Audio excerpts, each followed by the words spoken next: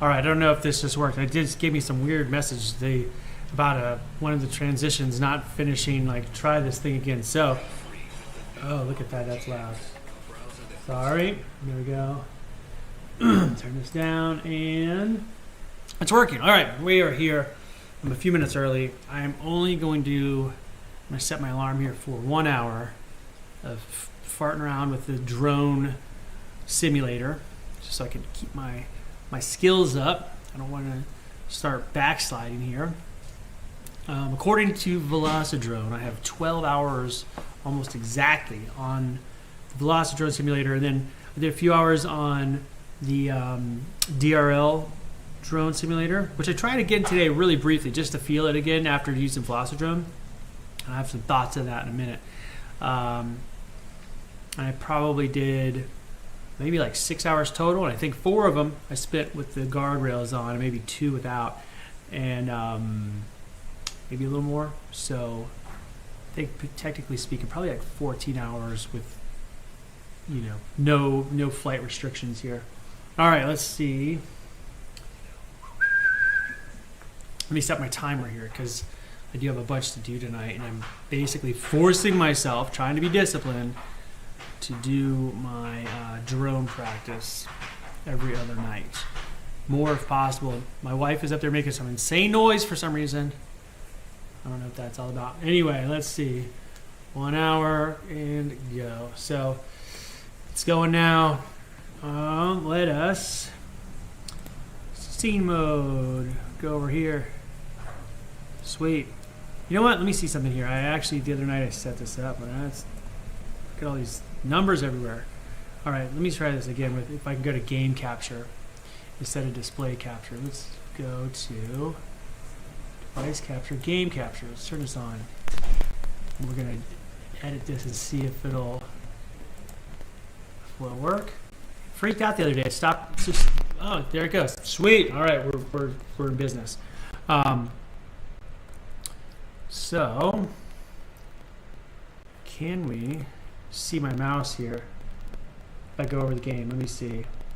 It's a little bit delayed. I can't quite see what it's doing on the OBS. Sorry, I'm just hanging while I watch. The actual feed is, it looks like it's working. Yeah, okay, you guys can see my mouse. So up here, you can see your total flight time in a simulator, 12 hours, which is cool because it just gives me a point of reference. I've been trying to keep track as I go, but I'm gonna stop my alarm and I'm gonna start it again. So now it's fresh at an hour, and we're just gonna go to single player.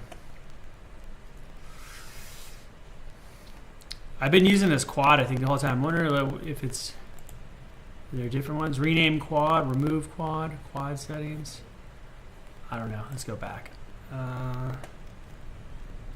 And add quad. Look at all these different ones here. I haven't tried it. Look at all these little guys. I feel kind of like I just got to really master this one, and then I'll start looking around. Look at all these different. There's so many options here, and each one of these is adjustable, so it gets a little overwhelming. So I'm gonna stick with this one. This one's fun to fly. I feel like I'm getting used to it. 5-inch racing quad. Continue. Evening. Hello, John. How are you doing today? Thanks for stopping by. Let us see here. Apocalypse. Where do you want to go? Subway. Tech facility. Oh, there's Shipport again. Nah, Shipport. We did that a bunch the other day. Let's go to tech facility. I can't remember. I feel like I want to like this one, but then I never like it that much. Oh yeah, this is like the hangar. We'll fly around. We'll check this one out. Let's go explore this room here. Oh, look at this. There's a immediate crash, just like normal. Love it. All right. So yeah, I got to do this, and then I have to put the ribbons on a whole bunch of race medals tonight because I made a 26. Oh, there's a window there. I just crashed into a window. That was cool. There are 26 race medals that I got to put ribbons on. I got to cut them, singe the edges so they don't fray, and then I was planning on stitching them, but I think I'm going to put a little dot of glue to hold them together and then run a little stitch through the thing. Oh my god, I'm just doing terrible right now. Alright, let's see. It looks like a tunnel. I'm going to go backwards, apparently. Oh yeah, tech facility has hidden spaces. I didn't even know this was in here. Alright. Immediate crashes. Alright, let's go slow. See if I can get around in here without totally crashing everywhere. Oh, look at this. So that's kind of cool, even though I crashed out. Didn't know that was a thing I could do. So where did I come out at? Up here in this box, right? Okay, that's where I came out. Oh. Okay. I got to understand what I'm looking at here. So I guess I can go over and then down. Boy, it's hard to see what's going on. I'm going to go the backwards way again. Through this thing. Oh my god. So many crashes. Up. Boy, it's hard to tell the direction. You bump into anything, it just turns you sideways. And then, speaking of turns you sideways, has anybody seen the Brutalist? Alright. Oh my god. Can I make it up? Up. Again, I'm doing these things all backwards. These dives, I gotta practice like going down through stuff. Let's see if I can do it here.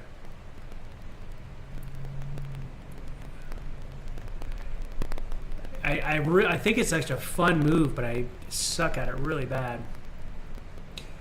Like to go up, almost like a loop, and then turn it. Oh my god, just lost direction. So much fun. What are you up to this evening, John? Anything exciting today?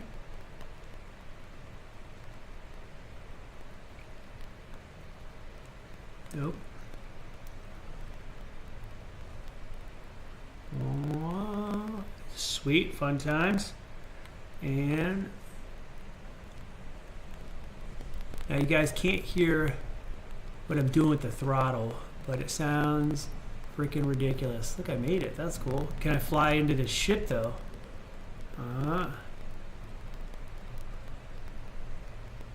Oh, that wasn't what I meant to do. What did I do today?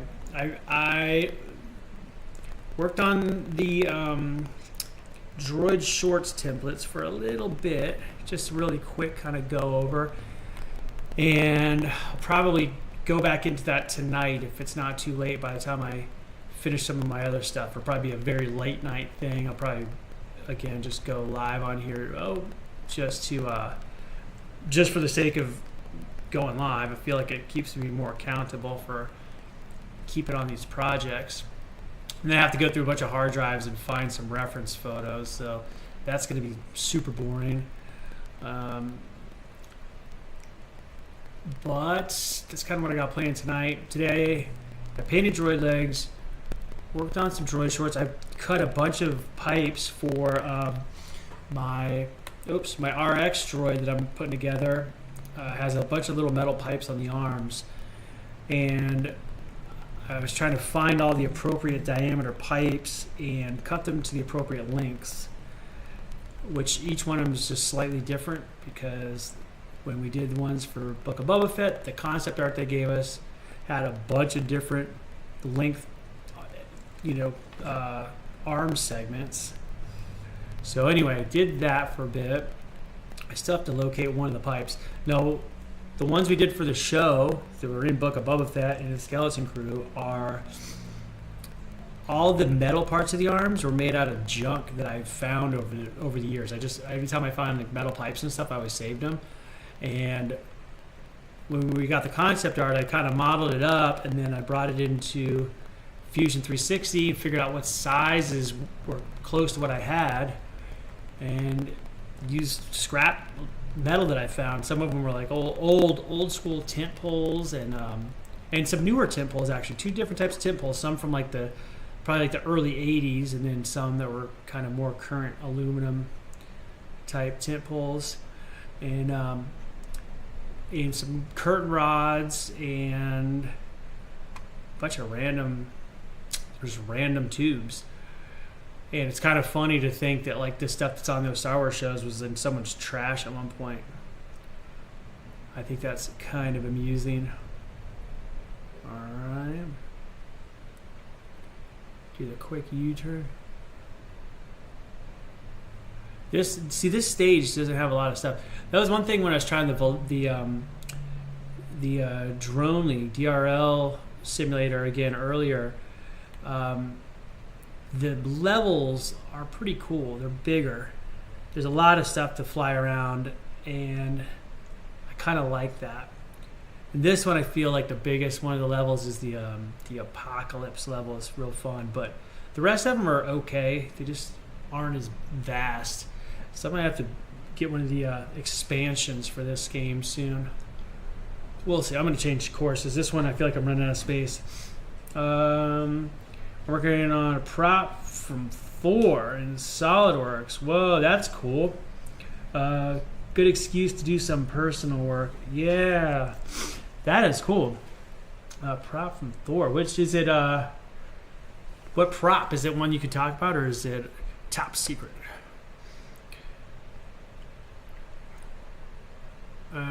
Change quad settings. Change track. Let's get to coastal. Can't remember what this one looks like. Let's just look at one of these random ones. And this can't be it, right? There it is. Boy, that took a second to load. Alright. Oh, abort. Alright, I guess I'm doing the race thing. I didn't mean to do that, but see, it's really hard to know where the actual course is. All right, starting over. Abort. We're just gonna fly around this thing. I don't feel like doing the race right now. All right, so it goes through here, then it turns around, goes back through there. I don't know what. Interesting.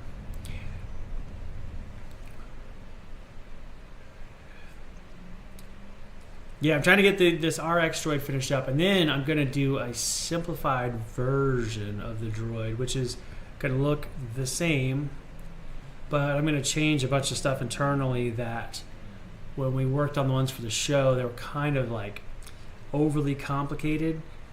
They're just, probably at least a dozen pieces that don't need to be printed if I alter it just a little bit, which, speed up the process and make it easier to assemble.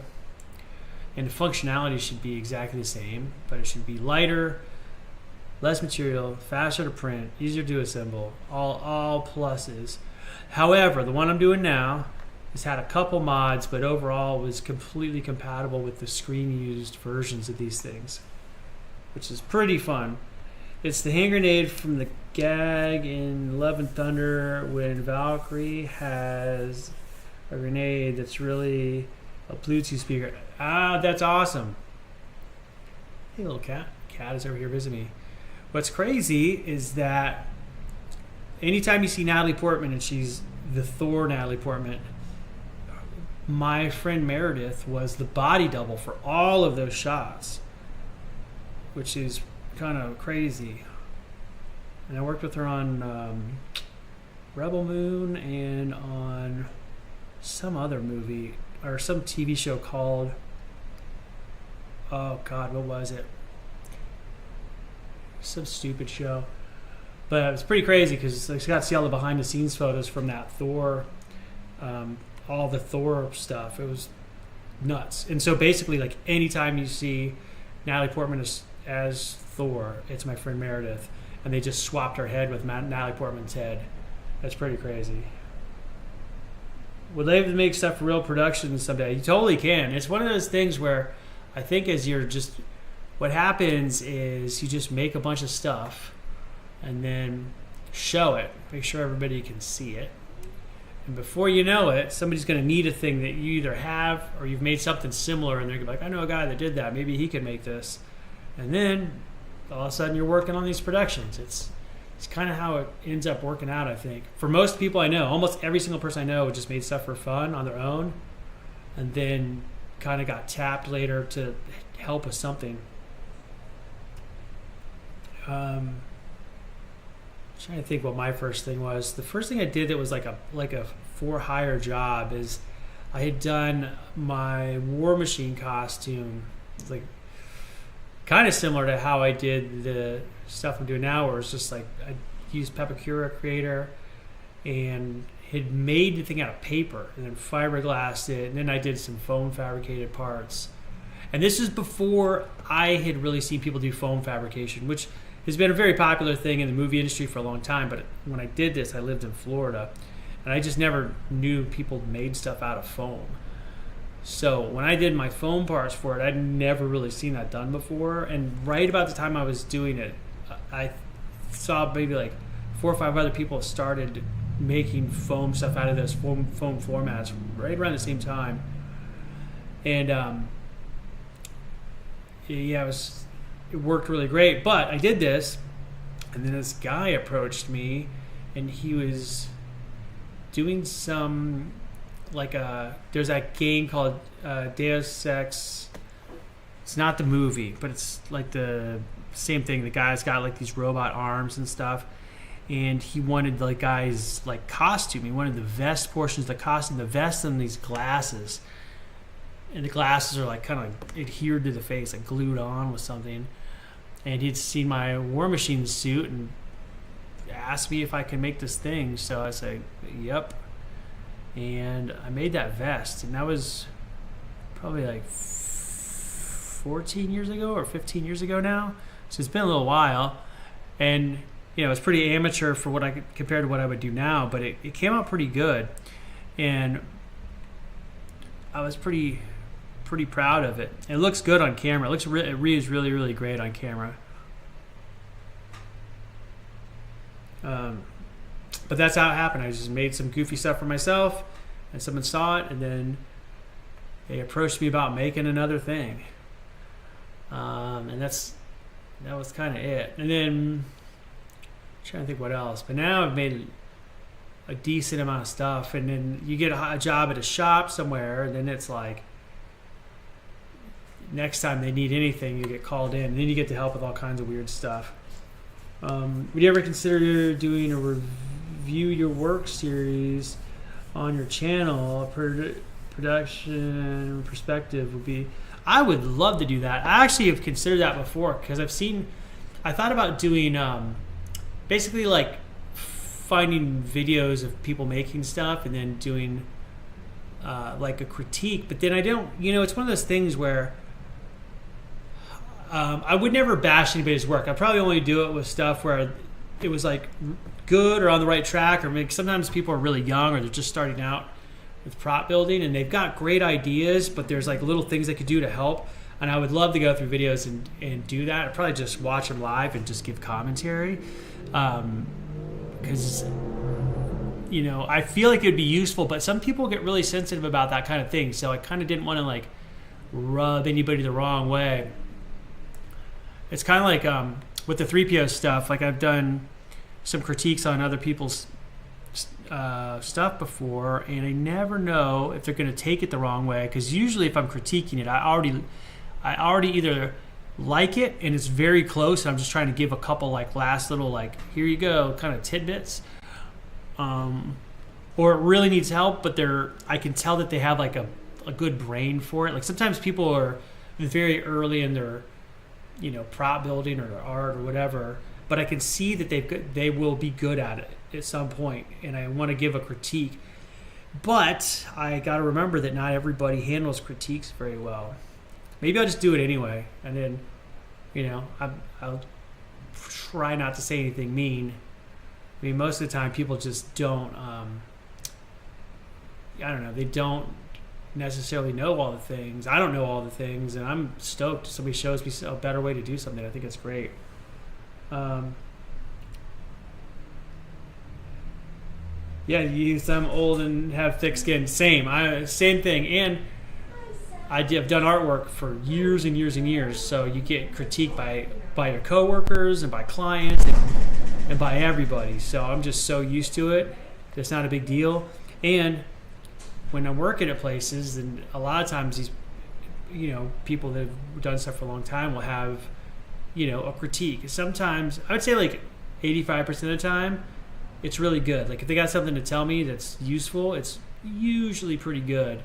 Sometimes they got things to say that are still good, but they're not like them. If I did it their way, it doesn't affect anything. It's just a different way to do it, which is sometimes good, sometimes doesn't matter.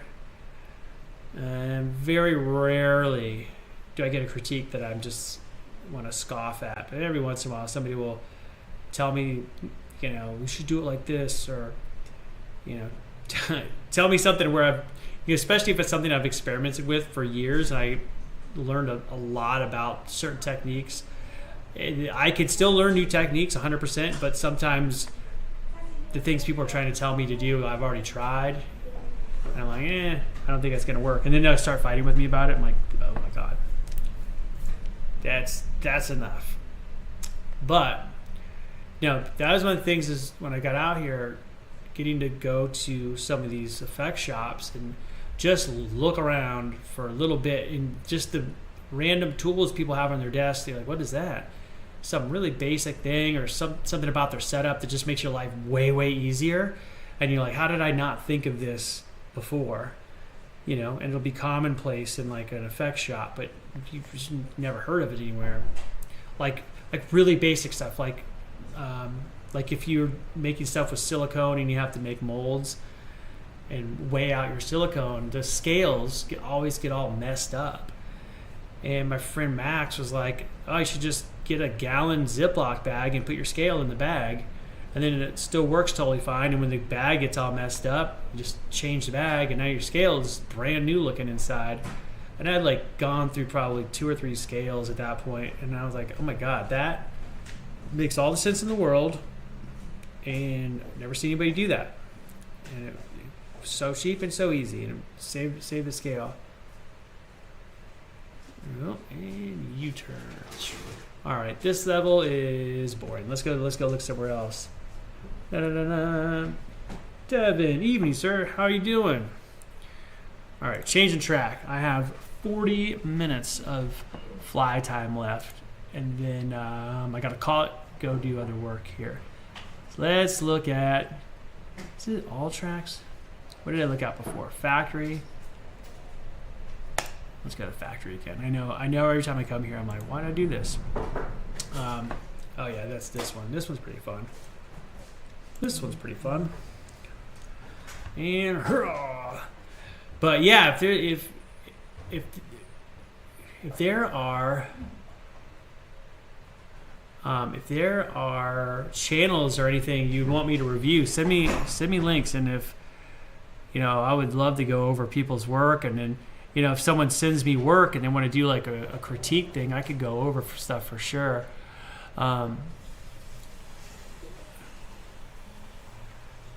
I definitely see people make things that I'm like, ooh, I would probably do this or that, or sometimes just like setting up molds and like the angles that they do it, or like leaving a flange off. That I've, in my experience making molds, I found that adding extra keys in places where maybe you don't need them, but in the future, if you want to make a core for your mold, now you don't have to redo the whole mold. You already have keys in your in your mother mold that can accommodate a core.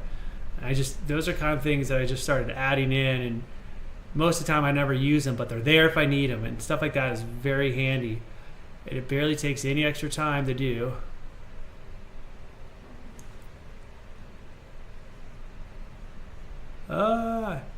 The ceiling rafters in here are scary.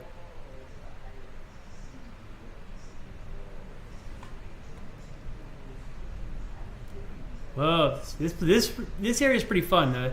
It's got enough ceiling height that I don't feel like I'm constantly crashing into the ceiling, but there's like a decent amount of obstacles, so I can go kind of fast and dodge stuff.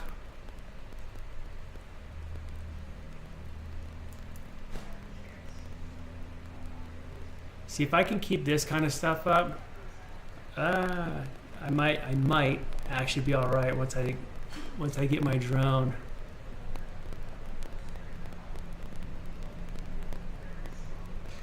In the ceiling again. I have a tendency to float a little bit high when it's like for example the subway board has a very low ceiling, and I constantly am hitting the ceiling in there. Yeah, I don't have a channel yet, so I'd have to send you files to look at, drawings, schematics, and models. Oh yeah, I'm totally down for that too. And that's another thing is when I make stuff, I will go to great lengths to not have to use support materials or infill, and if it means making 4 extra parts so that I can make a thing without any support material, to me it's worth it. And like every part comes out cleaner, I can orient the individual sections the way I want for strength or whatever. Like stuff like that I think is really useful. Not necessary, but when I'm making stuff, I will definitely do those kind of things. Again, it doesn't have to be. My way is not necessarily the right way, but I could tell you why I do the things I do and what works for me. And sometimes I'm curious to other people's perspectives on those, and I think they're usually totally valid too. It's just more just like what people prefer to deal with. Oh. All right.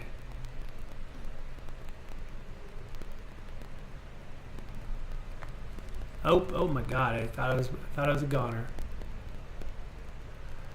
This one is kind of a fun one to go really fast in. I don't know if you can tell, but this is like just enough room to go super fast. Got good doorways. Oh, nope. Right into the ceiling.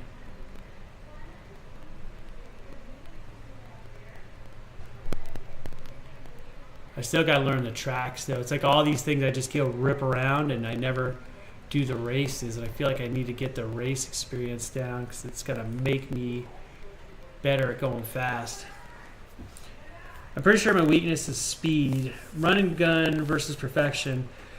I think I have the same issue. I kind of start to get like OCD on stuff where I'll model things that really aren't going to matter in the long run, but my brain wants to know that they're there.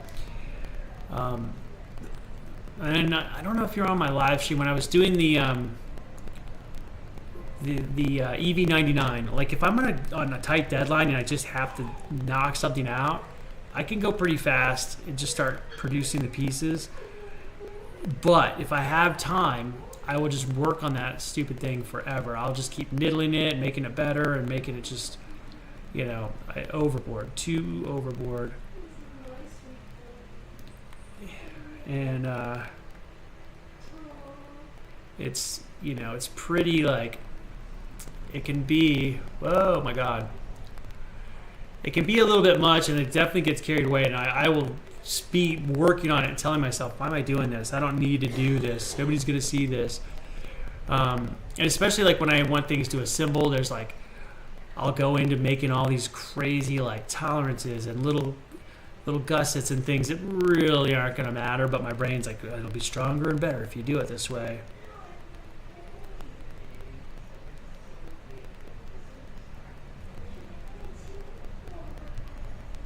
Oh, man, I cannot believe it didn't crash me out. I've hit some of these walls pretty hard. Oh, damn it. You're flying. Thanks, man. That's yeah, I'm definitely bad at overdoing things. And like I said, if I need to go fast, I can go fast. That's why the EV99 model is getting so much redo, because when I did that one, it was on a really tight deadline. It was just like, I just got to get the parts made. And then anything that wasn't quite right in the model, I was just going to correct physically, because they only needed one copy of that. So it's just like, okay, if this is a little weird, I'll just sand it, make it, correct it a little bit on the hard copy. So I didn't go too crazy on those kind of details. But now I'm redoing it. Oh, in the ceiling again. Oh, crashed. I'm gonna go to a different board. This board's fun. I like this one. I'm trying to think. I don't know if we talked about it before. I've now been doing these live things so much, and I just chatter the whole time. I can't remember what I've said on the other ones or who heard it if I did say it.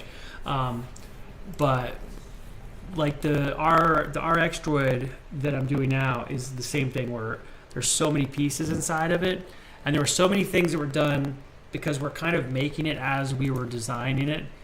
So it was like, okay, we know these parts are going to be here. Let's start printing them, and then I would just put like unnecessary tabs and like screw holes in places because I didn't know what I was going to have to use.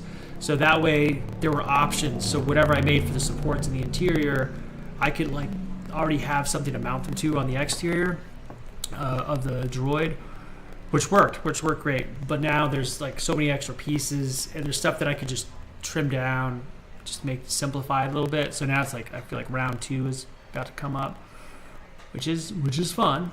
But yeah, there's something kind of nice about doing it again, where you can go look at it, like, okay, what would I have changed now that I see it? And at the time, again, we were on a super crazy deadline, and we're just trying to build 3 droids and then like a extra arm and get the animatronics in, and 3 of us were working in different places at the same time, so it's kind of crazy. Let's see. Basketball stadium. The Apocalypse. Apocalypse is just so fun. There's not very many tracks on this one. Have I tried them all? I'm going to do this one. It's 4 stars, but this one loads super fast. And oops, I hit start. I didn't mean to do that. It's going to make me go through all these little gates. It's funny because the gates there, some of them don't have any kind of markers to tell you where you're going. So if I take off, oh, it's up there. Oops. Forget it. Do I want to fly this? I'll try it. I think that with the race ones, it's so hard to do like a first run. I don't even know where I'm going half the time. So I'm going to abort this. I'm just going to go fly around for the next half hour.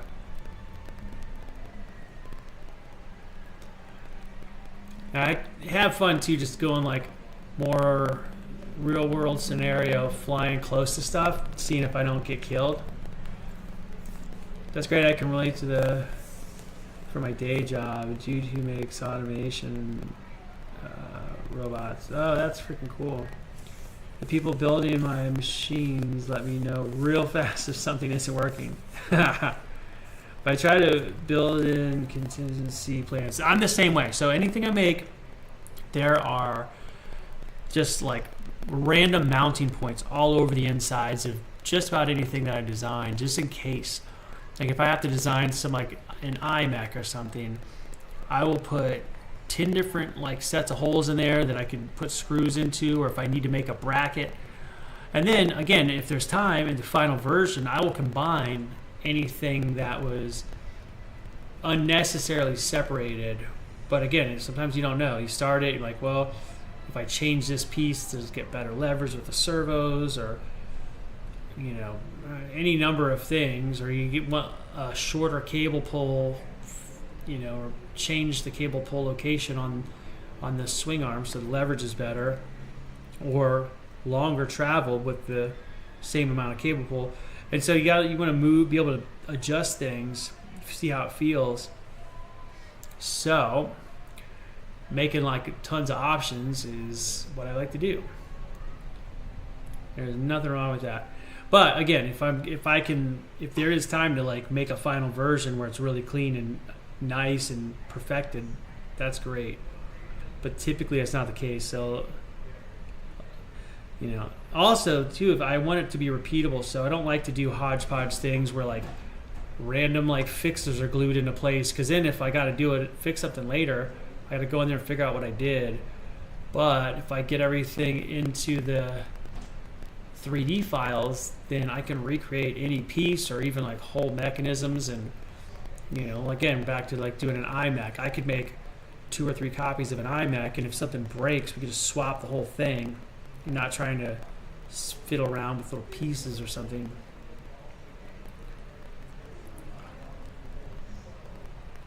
Oh, didn't mean to do that. I was going to try to cut between these buildings.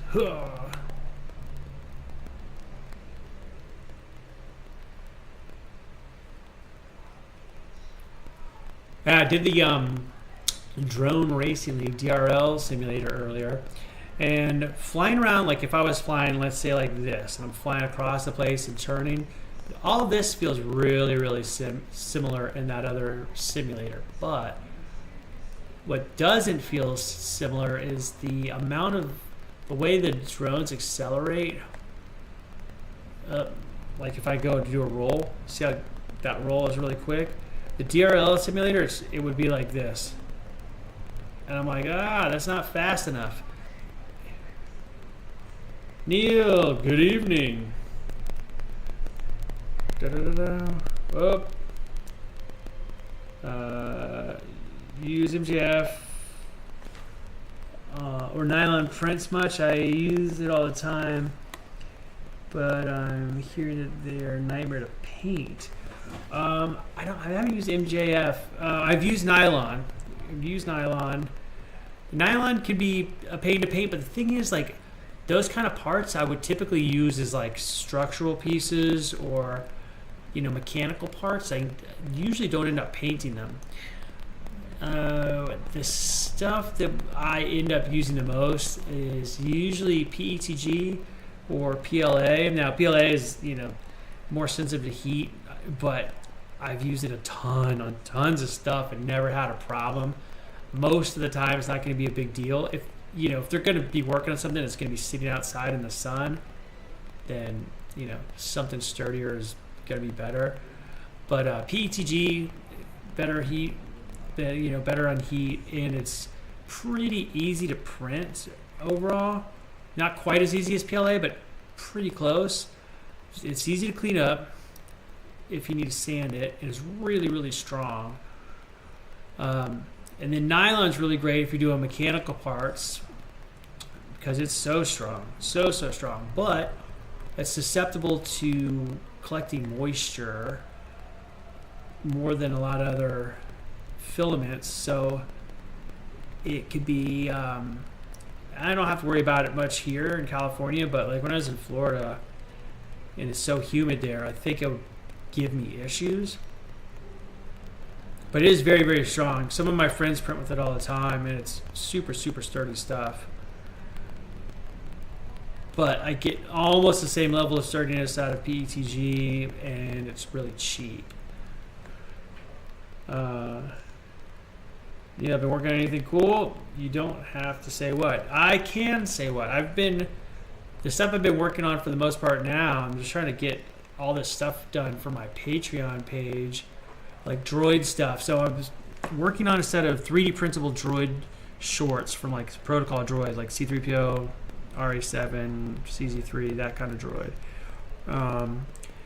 And the file that I'm going to post soon is from a scan from a real screen used suit. So it's got all the weird asymmetries and it's funky shape and whatever. And then when I was on the chat the other night, I was talking to somebody and we got into talking about foam fabricated shorts and pants, legs, which is something that I wanted to do. And I was like, well, I would love to do a set of foam fabricated shorts. So I was like, well, I could make a template. So now I started making templates for a set of foam fabricated shorts, which are pretty far along. I'm going to try to get these templates done like maybe tonight or tomorrow. And then early next week, I'll try to fabricate a set. I have the foam already. And if they work, then cool. It'll be fun for like any events where I got to walk around a lot in the costume. It'll be great for that because it'll be way more comfortable than printed versions or even like flexible urethane versions. Probably won't be as comfortable as the foam versions. So, doing that, foam shorts and legs, and I'm doing my EV99 droid against like Patreon projects. I'm trying to get all those things going. And then upstairs in my house, I have my studio room, which I think I've talked about this on here a couple times. I've been making a backdrop for the wall that's behind like my displayed costumes, and it's going to look like a big blast door from Star Wars, and that's coming along really, really nicely. And I got to get a couple more stages done in there, and then all this setup where I'm sitting right now will be back upstairs in my room, and that will be freaking cool.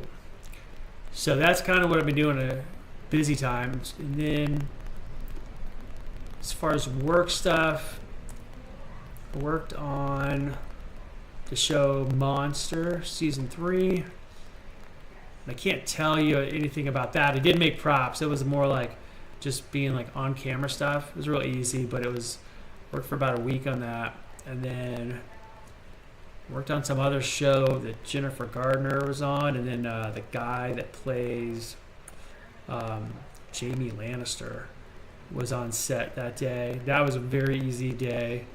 Didn't do hardly anything. It was just doing background work, super easy. If you know Evil Ted Smith, he's a master of foam. I'm sure he would love to work with you on some droid parts. Dude, yeah, oh man, I know Ted. First of all, he's a cool guy. I really like him. And very, very inspirational, and tons of great tutorials. He's put out so many good tutorials. Actually, the stuff that I use to coat my foam parts is a stuff called Creature Cast, and I learned about it. I actually didn't learn about it from Ted, but I learned that you could use it on foam from Ted. I learned about it for doing mask making, and then he uses it for coating his foam, and I have some here, so I was like, oh man, this stuff is fantastic. But I learned about that from Ted's channel. Ted's really talented. I'm trying to think. We've worked on some of the same things. Like we were both working at Thingergy before on something. I think he was working on something different, but we were there at the same time. I was doing some Chrome stuff, and he was in there working on something else. I can't remember what he was doing. But yeah, Ted is super talented. And his work is just so clean and good, and we see it up close. Some of it just looks like phenomenal. And actually, like that kind of thing that you can get it to look so finished and refined and like a hard surface is kind of what got me the idea. I don't know if you were on here the other night when I was doing talking about chroming droid parts, but I'd done some foam pieces for the Jimmy Kimmel show for some C-3PO parts, and I chromed them and everything, and they came out really great. But they were not quite done the same way Ted does his, but definitely inspired by it. Like I think seeing that he could get the parts so finished out, like you would never know that they're actually foam, got me kind of really thinking about how much you could get away with a foam fabricated part.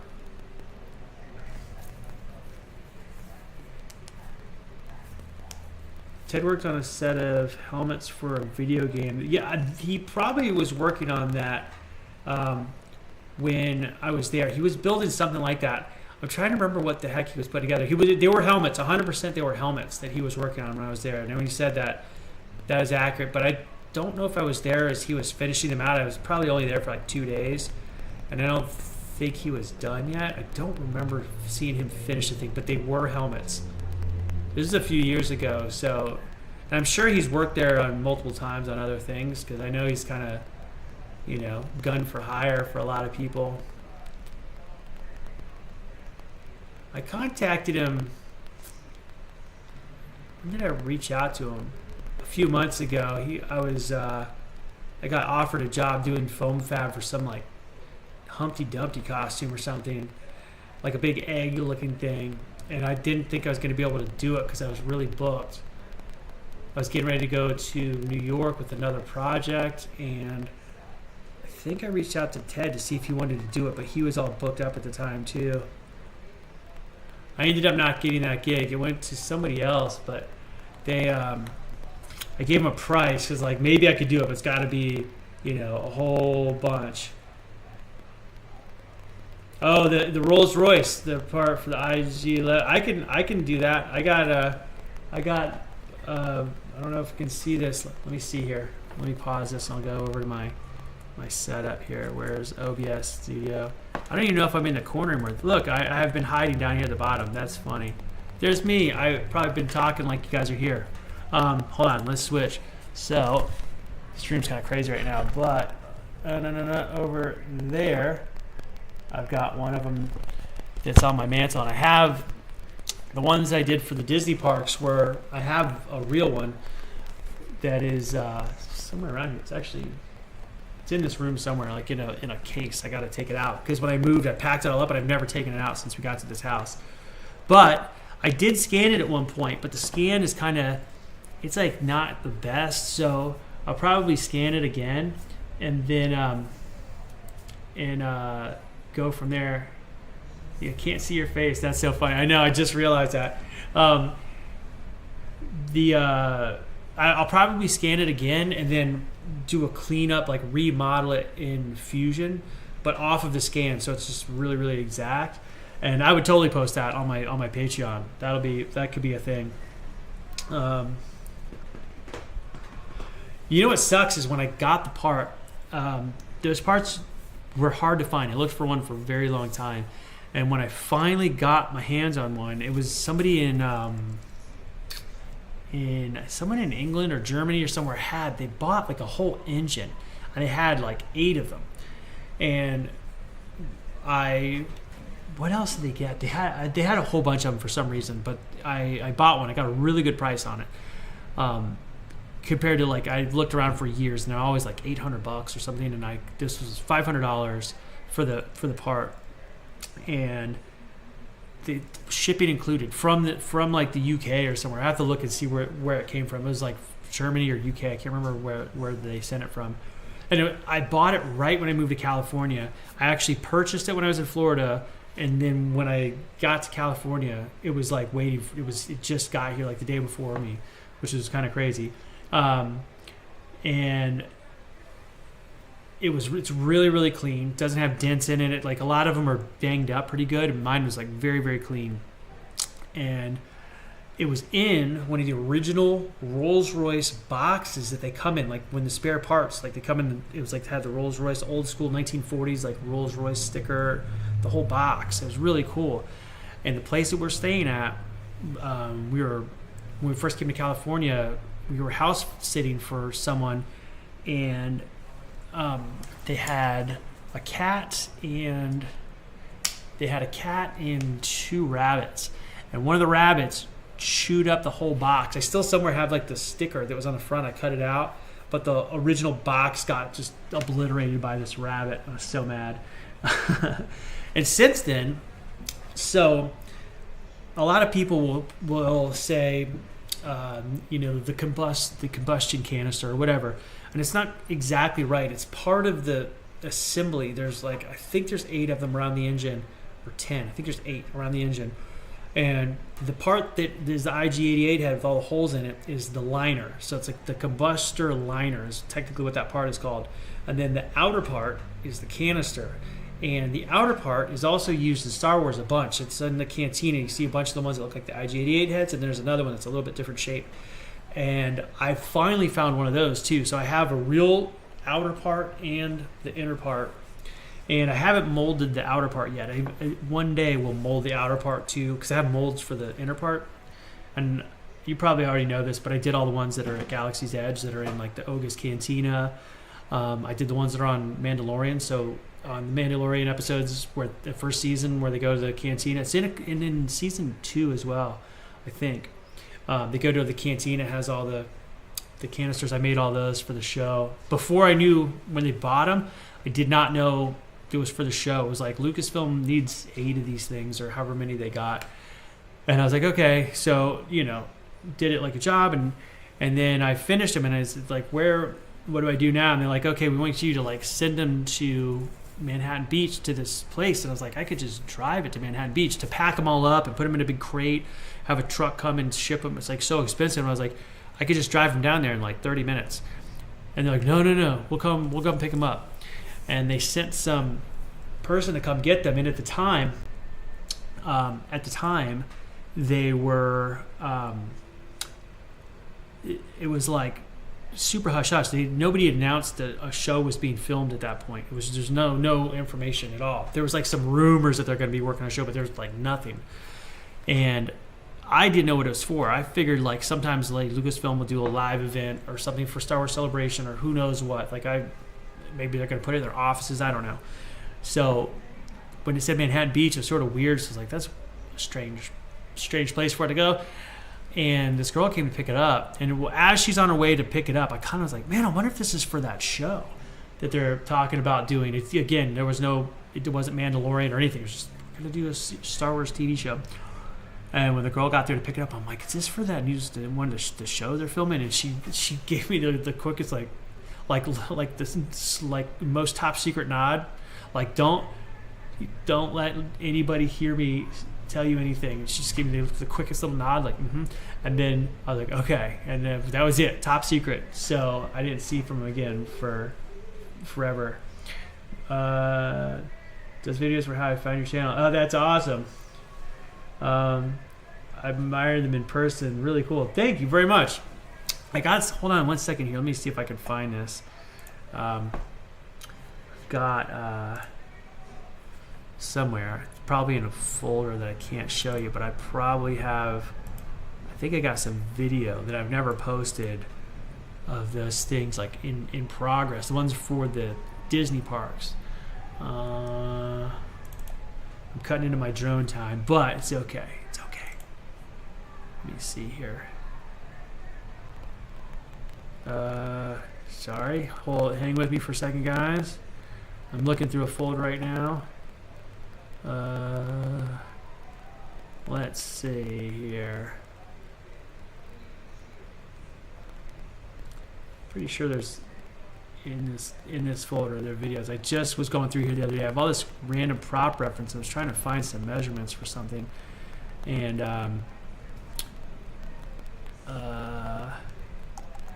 another one I do have measurements for. I see in this folder right now is the original Boosh helmet that Princess Leia wears, and I've always loved that helmet. I've never had a copy for myself. Oh, here we go. I found them. Let's see here. Let me look, see if this will play in the background while I do this.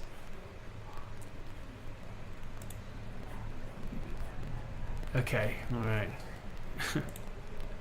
Oops, what did I just do? Great. I put it in the corner. Hang on, here we go.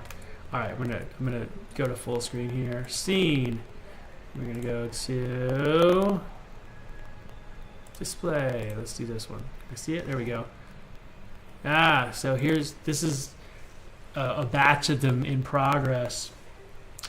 These are the ones that went to Orlando, I think. But if you look in the top of this canister, which is technically the bottom, the way they're put up in the cantina, this is actually the bottom. My little company thing is hidden in the parts. So if you ever find one of these, if they tear down Galaxy's Edge and you come across one of these other random ones were made to look like the outer, these were made to look like the outer canister part on the real engine part, but they had to be scaled, so they're smaller in diameter than the real one, and the top of the real one has this weird flange that's at a funky angle. And they're like, we need it to be straight because it's got to mount to this whole thing. And I did all of the little covers that are on the real one. It has all these weird little panels on there. So I redid those and all this stuff. I added all this cool detail. And then the way they mounted them, all the cool detail is on the back. You can't even see it. Like when you go in the cantina, it made me so bummed. I was like, oh, that stuff looks so great, especially when it's weathered. It's shiny. There's so much like all the detail, the bolts and stuff, and this weird bolt spacing pattern. See how these two bolts are close together? This is how it is on the real one. They're like, the spacing's real weird. I did all this research on it, and at the time when I did this, I didn't have access to a real one, and all the photos I could find were terrible. And now I got a real one. I'm more proud of these. And these little bolt heads are all glued on. Like I cast it without the bolts, and then I would cast up. I made these like sheets of like a mold, and it has like, I don't know, 40 or 48 little bolt heads that you can cast up. So I could just pour a whole bunch at a time. I had to go and sand the back of each one of them, and then I glue them down before paint. And then I paint them so the glue holds them, and then they've got like 5 layers of paint, so they're on there pretty good. But months later, after I was moving here to this house, I was in my yard, and I found on the driveway, one of these little bolts, but it was painted, which meant it was one off of one of the ones from the parks is missing one of these little guys here. And they're really sturdy. I don't know how it came off, because they're on there really good. So something must have happened, but at one of the parks, there's one of these canisters that's missing a little bolt cap. And I have looked at the photos of them like a dozen times. I can't find it, so it might just be facing the back or something. I don't know. But yeah, anyway, pretty fun. Hit my thing in the top there just because I thought that was funny. All right, let's get back to flying drones. That's what I'm supposed to be doing, guys. I can't be goofing around here all night doing show and tell. I gotta be productive so that I can be a master drone pilot one day. Let's see here. I gotta find my drone software. There we go. I have too many windows open at the same time. But yeah, so anyway, the original of that part came in 2014. I got it, and it's crazy to think those things were made in like the early 1940s. So, over 80 years old now, if I'm doing my math right. Is that right? Yeah, like 80 something years old. And the one I have has all these little, it was in a plane, and so whenever they would do an inspection on the plane, they would take one of those little engraving tools used on metal. It just has a little tiny sharp point that vibrates, and they would write their name and an inspection date. And there's probably 5 or 6 little initials and a little inspection date on my original part, and you can see them on the cantina pieces. Oh, and yeah, there's the Scum and Villainy Cantina. That's the very first batch that I made were for Scum and Villainy. And I think I talked to JC before he did the cantina. I talked to JC and I told him I had an original one that I wanted to mold and make castings. And then a couple years later, when he went to open the cantina, he was like, "Hey, I'm doing this cantina. You said you were going to make some of those parts. Would you be able to make them for the cantina?" I was like, "Yeah, absolutely."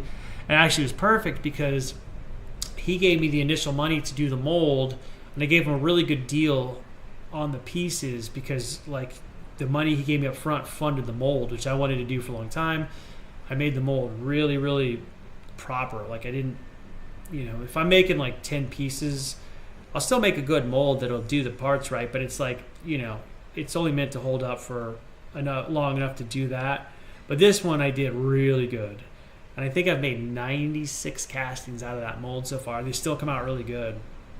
But the first batch I did were at Scum and Villainy. So the very first one out of the mold is right here at my house. And then the next 8 went to Scum and Villainy.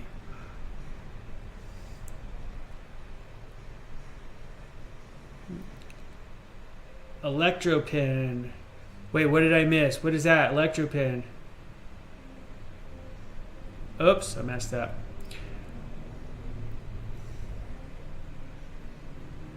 All right, now I'm just flying crazy. But it's okay. My hour is almost up. I'll go a few minutes longer since I was goofing around. And then see if I can get through this split in the building. Well, look at that. Oops, crashed it. It's doing too good. Protocol cosplay. Yo, how you doing, John England?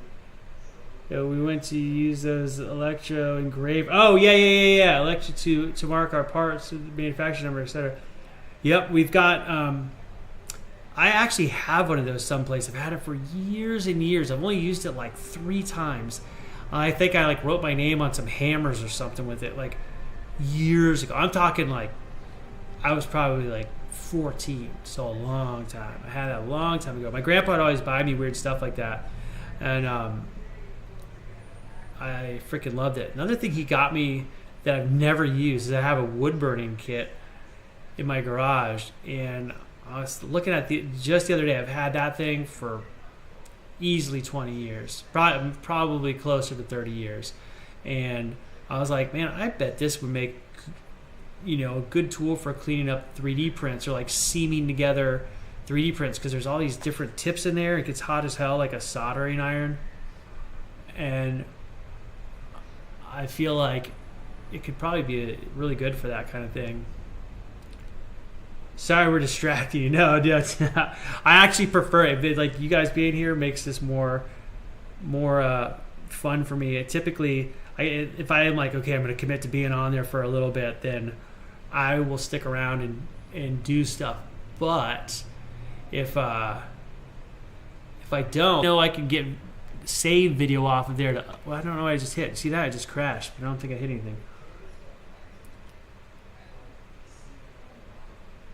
There's nothing else that sounds like it while it marks. No, and it feels bad. I remember the first time I used the stupid thing. Oh my god, I did not like the sensation. When I crash, I'm gonna go grab this thing to show you. It's pretty neat to see the little marks on there. And the ones at Disney, I used a pretty significant amount of paint on there, and I gave them a decent sanding, but I did leave some of those little markings on there because I always just wanted people, if they ever took those down and they looked at them, if someone wanted to know if they had one of the real ones from the parks, like a collector, I could point at that. And I know that all the ones I've done the ones I did for the parks are painted differently than how I did any of the ones for anybody else, and the material is made out of what's it called, Task 7 or Task 12? I think it's Task 7. It's like a more of an industrial, like fire resistant resin that they use at Smooth On, and that's Disney required that resin. So my other ones are made out of a different resin. They feel a little bit different to the touch, and that Task resin was like, I don't know, 50% more than the regular stuff. Oh, I crashed. Oh, and a loop. Oh my god. Alright, where am I going here? Oh, there goes my alarm. Shh. Step it. Alright, so alarm is going off, so that means I gotta wrap this sucker up soon so I can get my other stuff done before it gets too late. I might be back on again to work on some ZBrush later if I have time. If not, I will be tomorrow for sure doing some kind of ZBrush. Probably finish out the shorts, both pairs maybe. And then Saturday, drone day, but I got to work in town for a few hours from like 8 in the morning till 3 in the afternoon. I'm probably not going to be home till, I don't know, probably at least 5 or 6 at night here. There we go. Crashed it out. Later. I know, it's fun. Like right when I get into a groove flying, it's like, no, your time is up. But yeah, I'll be back on potentially later tonight just for, just for ZBrush work. And then tomorrow ZBrush, tomorrow's Saturday. What is today? Friday? Oh my god. Today's Thursday. Tomorrow, I'll be back on for ZBrush. Saturday, drone day. I'm trying to keep this schedule up. It's pretty freaking crazy. And then Saturn Awards is on Sunday, and I think I'm doing 3PO at the Saturn Awards for like, I don't know, meet and greet, photo op kind of stuff at the beginning of the ceremony. So that should be pretty fun. There's always famous, fancy people there. That's kind of cool to see. I just saw a picture from one of the... Oh my god. I can never make it to that dumb thing. Okay, to write you on Patreon? Yeah, absolutely. I have just started figuring that thing out, so if I miss it, I'm slow. I apologize, but definitely write me there, because the more excuse I have to get on there, the better. And I'm going to go on there probably tomorrow and try to start figuring out how to, upload files. I'll probably just find some initial files that I just have and just get them on there. But eventually it'll be like, like a full 3PO and all that. That'll be like from my versions of them. And I'm doing my leg lamp. My Star Wars leg lamp was going to be on there. I got the base all modeled up real nice.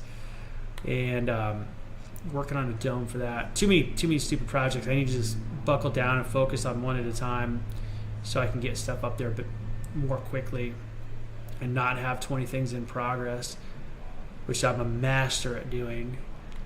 Anyway, okay, I gotta stop this. It's too easy to check out here. But let me switch back over to the thing. All right, here we are. I'm back in the corner again. So hopefully this works all right next time. And back to me. Yay! All right, cool. And also the zombies here. I'm making probably 5 or 6 versions of these guys, and those are just going to be on Thingiverse. Those will be freebies. So if anybody wants a zombie version, those will be free once I get to posting them. But anyway, thanks again for stopping by and hanging out while I crashed this simulated drone.